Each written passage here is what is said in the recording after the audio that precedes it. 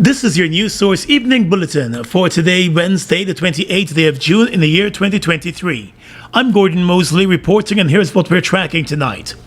Noting that the law should be allowed to take its course, Attorney General Anil Nandlal today said that local government minister Nigel Dharamlal, who is at the center of a rape investigation involving a schoolgirl, is innocent until proven guilty. Addressing the controversial issue during his televised program last evening, the Attorney General said the allegations remain under active investigation and the embattled minister is entitled to due process. Mr. Nigel Dharamlal, as a citizen, is accorded certain constitutional and legal safeguards by the highest of our laws, the Constitution. He is accorded certain facilities. He is presumed innocent, like every other citizen of this country. And the investigative arm of the state must be allowed free from any form of pressure to conduct its investigatory role and functions. The opposition and a number of civil society organizations, including the Amerindian People's Association and Red Thread, have been mounting protest actions locally and internationally, calling for the embattled minister to be removed from public office and for there to be a fair investigation into the allegations leveled against him by the 16-year-old. However, the Attorney General is of the opinion that the daily protests amount to interference. But even as he brushed aside the plethora of concerns raised by the protesters, Nandlal assured that the process in the country's criminal justice system is being followed. Mr. Nigel Dharamlal, he's a colleague of ours in the government, and he's also a citizen of Guyana. In both capacities, he's entitled to certain due processes. Those due processes, as enshrined in our administrative protocols, in our legal statutes, in our criminal processes, are being pursued and are being carried out. They will not be influenced one way or another by virtue of the fact that Mr. Dharamlal is a minister, or it would be compromised in any form or fashion because politicians would like a particular outcome. The Director of Public Prosecutions, upon reviewing the file on the rape allegations against the minister, has instructed the Guyana Police Force to conduct further investigations into the allegations. Ahead of handing down the instruction, the Office of the DPP, in a statement yesterday, said it will not be intimidated by individuals who profess to want justice in a criminal matter, even while a police file is being given due legal attention. Urging the public to desist from politicizing an alleged criminal offense, the DPP said all statements or evidence must be considered before legal advice is given to the police force. The DPP's statement has found favor with the government, with the Attorney General applauding the decision of the chamber to speak out against the protesters. He said, like the DPP, the Child Care and Protection Agency is following due process as provided for under the Child Care and Protection Agency Act. The Child Care and Protection Agency, according to the Attorney General, is being provided with legal counsel by the Solicitor General Nigel Hawke. Minister Nandlal said as the Attorney General, he is not involved in the matter. The government here assured is following protocols as it treats with a very sensitive issue. I want to assure that the government is complying with all the standard operational procedure, and the state apparatus is complying with all the standard operational procedure in this matter. And the government is not intervening. The government has no role to play.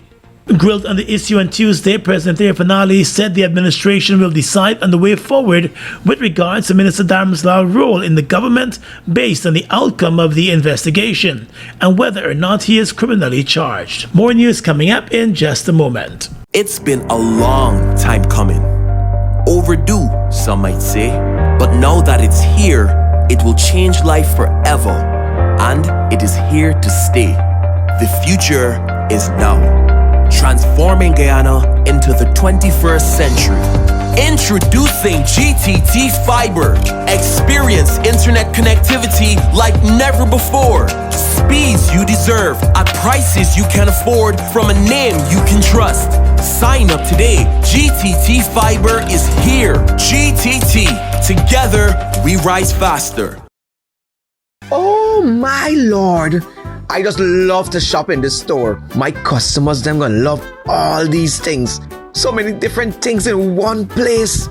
Household items, electronics, toys, stationery, confectionery, exercise equipment, shoes and clothes for men, women and children, school things, costume, jewelry, perfume, makeup. Oh, look the makeup. Giftland Office Max, Guyana's favorite department store.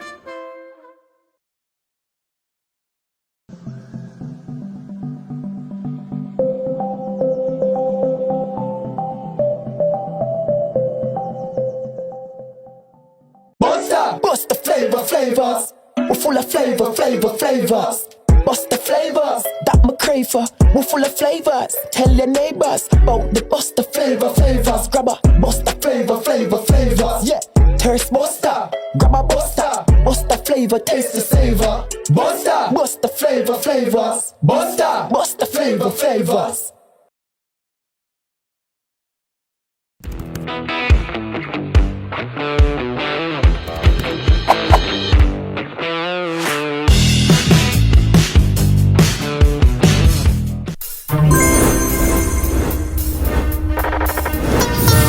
Just give me the light and start the show. Bang, bang, bang. Girl, but fit for me, dip for me.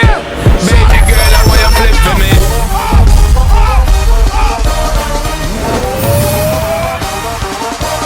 Ladies and gentlemen, bring it to the stage. Make some noise for voice. And I don't know what?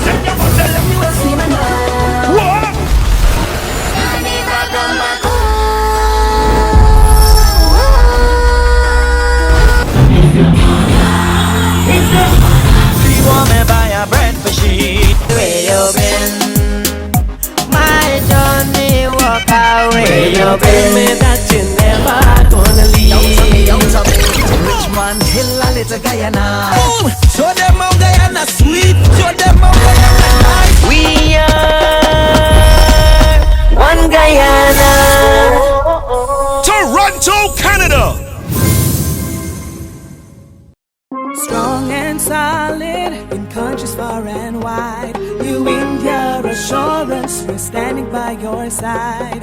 Golden service, half a century and more. New India Assurance, our policies are secure. From the heart of India,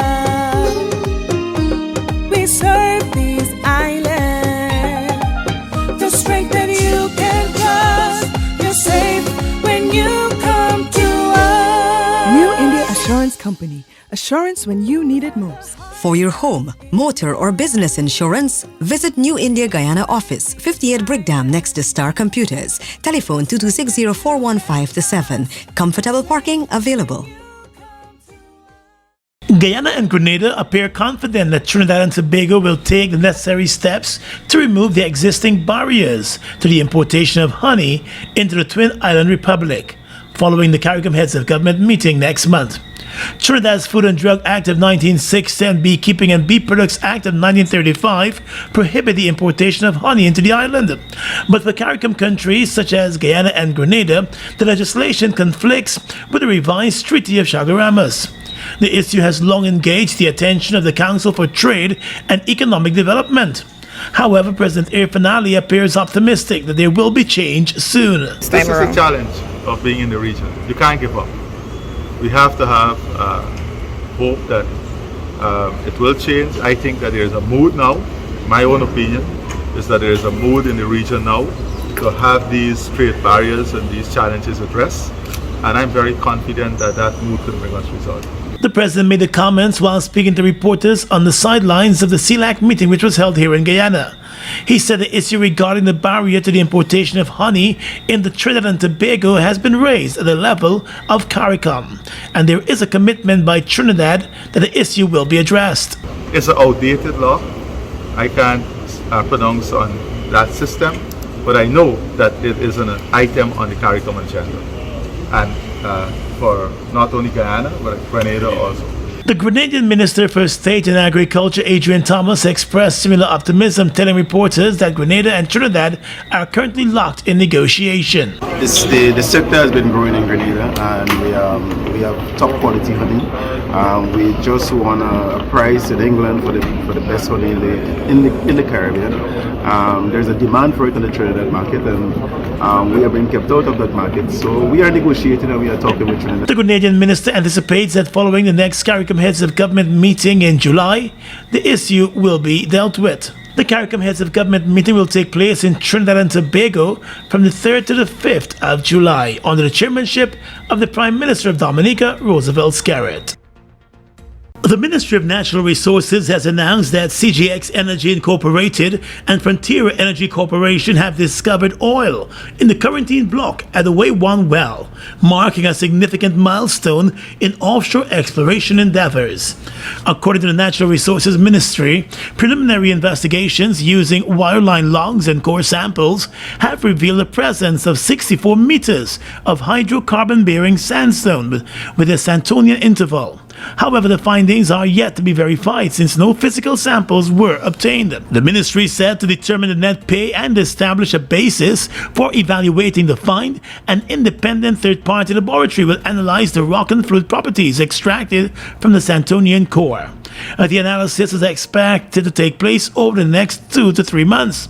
The outcome of the evaluations will enable CGX Energy Inc. to ascertain whether the second discovery in the block holds potential for commercial interest. The ministry said it is thrilled with the announcement of the discovery. The government said CGX Energy is currently conducting comprehensive assessments, specifically focused on the Santonian interval in order to thoroughly evaluate the potential.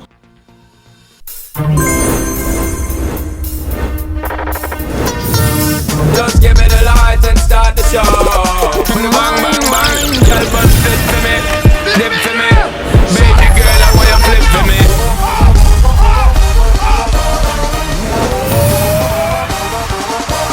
Ladies and gentlemen, bring it to the stage. Make some noise for voice. I don't know. What?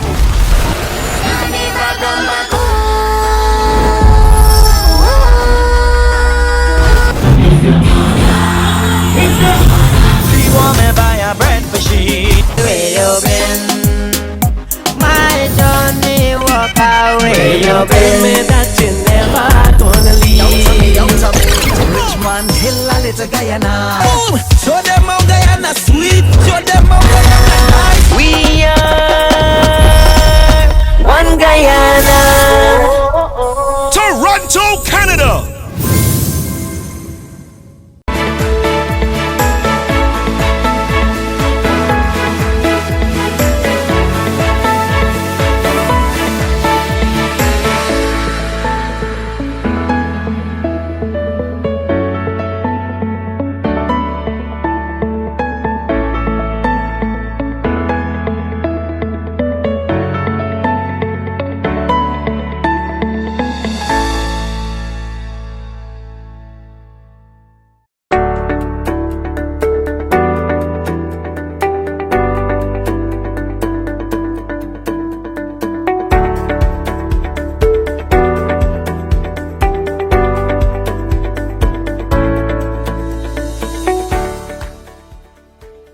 So what going on, champ?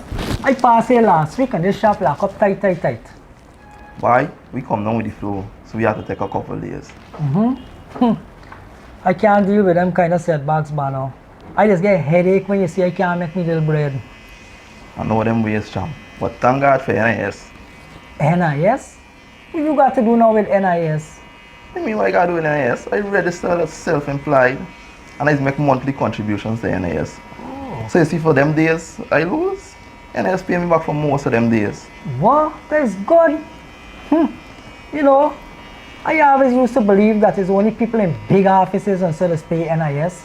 Nah man, NIS for any working person between the ages of 16 to 60. And as self-employed, you get all the benefit as an employee, except for industrial benefits. So what I do for set up this thing? All you gotta do is visit NIS on Breakdown, or if you're living out of town, you visit any NIS closest to your location. And once you register and your registration complete, you can start making NIS contributions. Alright, so what I gotta work with and like how much money I gotta pay a month? I ain't gotta work with no big money. All you gotta work with is your birth certificate and any farm ID. And when you reach down there, ask for the compliance department. Good. Thanks for the information, bro. As soon as I left here, I went straight to the NIS office. For further information, please visit the website at www.nis.org.gy, the National Insurance Scheme Facebook page, or your nearest NIS office. 4 more alleged romance scammers were dragged before the courts on Monday for conspiracy to commit a felony and forgery. A total of 24 charges were laid before the 4 accused. According to a statement from the Special Organized Crime Unit, the 4 persons charged were Khadijah Long of Central Amules Ward Linden, Wayne Halley of Mucka, East Bank Demerara, Kevin McBean of Amules Ward in Linden, and Nigerian national Matthew Nakuku, who lives in Kitty, Georgetown. They all appeared at the Linden Magistrates Court where the charges were read to them. According to Soku, Khadijah Long was charged with 1 count of conspiracy to commit a felony, and she was placed on $50,000 bail, while Halley was charged with 10 counts of conspiracy to commit a felony and placed on $300,000 bail. In addition, McBean was charged with 3 counts of forgery and placed on $100,000 bail, while the Nigerian national, Nakuku, was also charged with 10 counts of conspiracy to commit a felony and remanded to jail. They all pleaded not guilty to the charges and will have to return to court on the 27th of July. Soku said 8 women were befriended by someone on WhatsApp who posed as a Caucasian man, and they all established a long-distance relationship and communicated regularly via social media. During their conversations, the other person on the WhatsApp messenger told the women that he would be sending packages for them, containing items such as colognes, bags, watches, chains, and US currency. The women complained that they started to receive WhatsApp messages from a delivery agent of a reported cargo company, informing them of the status of the cargo. They were then allegedly asked to send cash to Khadijah Long, Wayne Halley, and the Nigerian national to facilitate the delivery of the packages. The duped women in their complaints said they sent a total of $804,000 to Long, Halley, and the Nigerian national Kuku, but they never received any package. Soku said it has found a trail of nefarious transactions by some of the accused, including the forging of signatures on official documents, among others. One of the accused worked at a post office in Linden.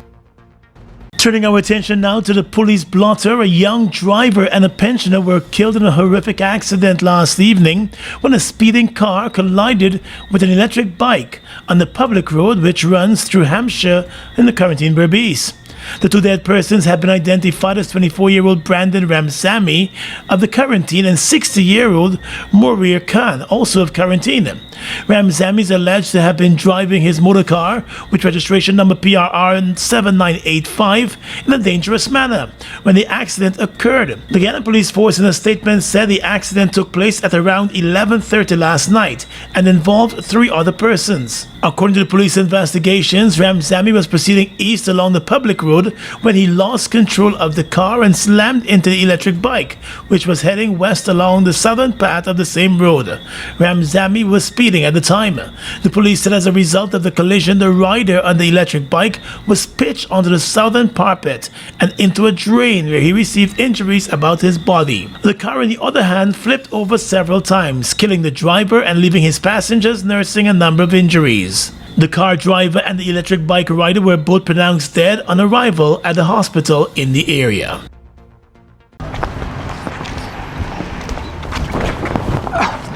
Sorry. Jack?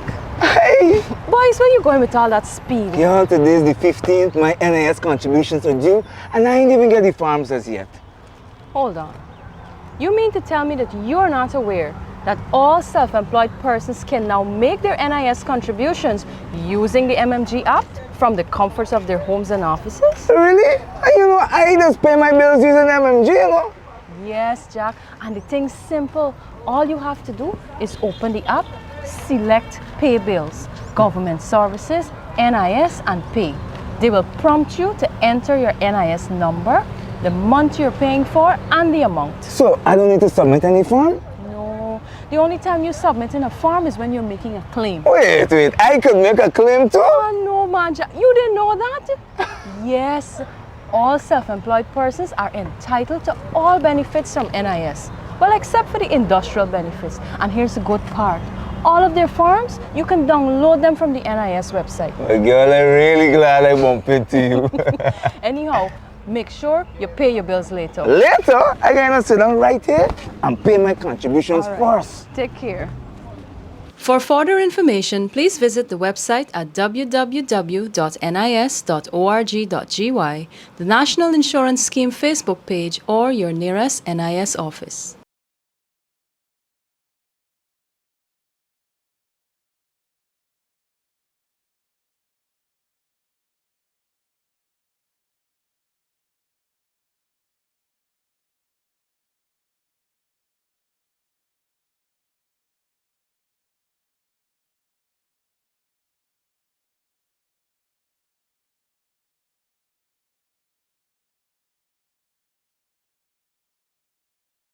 Food Max Supermarket, located on the ground floor of the Giftland Mall, is your one-stop shop for all your grocery needs. We stock a variety of imported frozen meat and food products, fresh produce, and pet supplies, freshly made bread. Rotisserie chicken and patties are also available daily. Shop in comfort today at Food Max and let our courteous staff assist you in satisfying your shopping needs. Food Max, the fresh food specialist. It's one of your biggest goals, getting your own home, where memories are made, where happiness lives. You may feel that home ownership or renovation is beyond your reach, but we at Republic want you to know that there's always a way. Ask us about our suite of mortgages. Let's help make your housing wishes come true, or advise on how the equity in your existing home can finance other dreams and goals. Call or go online to learn more. Look who's in the mix now. The new Buster Soda Water. 0 calories, 0 sugar, 0 artificial flavors. 100% refreshing. Taste Buster Soda Water today. Buster Soda Water. Now available for only $120. Fuel it up and drive, Super 95. Tune up. Fuel it up and drive, Super 95. Tune up. Protect your fuel system, boy. High mileage and performance, boy. Guy Oil Super 95 gasoline gives you more reasons to drive and is available at 56 service stations nationwide. For affordable price, high performance, and high mileage, choose Guy Oil's Super 95 gasoline. Fuel it up and drive.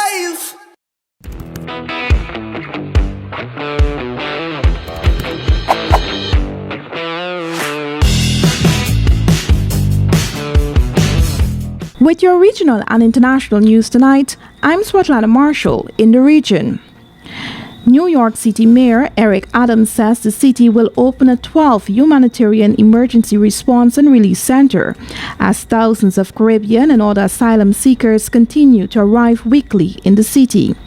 Adams said that soon, 1763rd Avenue in Manhattan will open as a humanitarian relief center to serve more than 500 families with children seeking asylum, providing a range of services in addition to ensuring they can reach their desired destination, if not New York City. Many of the asylum seekers arriving in New York City from the southern part of the United States are Venezuelans, Cubans, and Haitians.